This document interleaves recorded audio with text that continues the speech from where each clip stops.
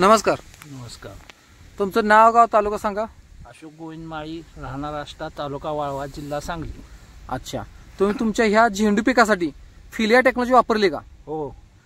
तर त्याचे तुम्हाला काय काय फायदे जाणवले तर सांगा. मुळात पावसात हा प्लॉट पूर्ण डॅमेज झाला होता. जो 10 ते 15 दिवस आता मे महिन्यातला पाऊस होता त्यामुळे डॅमेज पूर्ण झाला होता. हा, ते त्यांची फिलियाच टेक्नॉलॉजी वापरली त्यामुळे हा प्लॉट जे आता चांगल्या प्रकारे सुधारलेला आहे. हा, काय कंडिशन होती पावसात हा प्लॉट पिवळा पडलेला होता, झाडाची ग्रोथ वाढलेली नव्हती. हा, म्हणजे झाड जसं थांबलं होतं.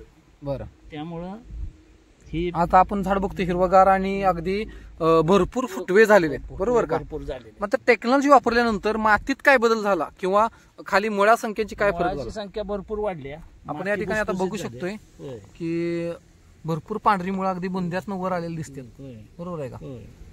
बरं, अजून काय बदल झाला? तुम्ही आता ह्याच्यापूर्वी खतं पण टाकले असतील ना प्लॉट डेव्हलप होण्यासाठी? काय फरक वाटतोय?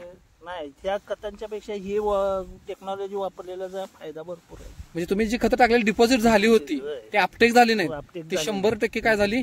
अपटेक झाली, बरोबर का?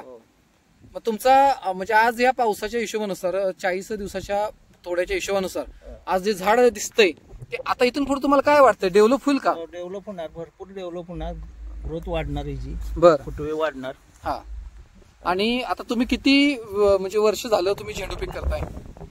5-7 वर्ष झाले. 5 ते 7 वर्ष झालं झेंडू पीक करताय, बरोबर आहे का? तर यापूर्वीच्या अनुभवामध्ये चालू वर्षीच्या या झाडांमध्ये काय फरक दिसतोय? भरपूर फरक आहे तसा, है ना? बरं, आता मग त्या पद्धतीनं जर गेलं टेक्नॉलॉजीच्या पूर्ण, तर किती उत्पन्नात फरक वाटतोय म्हणजे पडेल? मला 2 टनाच तरी अपेक्षा आहे, वाढेल. 2 टन टोटल उत्पन्न वाढेल. जर मार्केटला दर चांगला राहिला तर 100% आपण तुम्ही प्रॉफिट मध्ये जाणार. ओके, तुम्ही जी काय माहिती दिली त्याबद्दल तुमचा आभार व्यक्त करतो. धन्यवाद.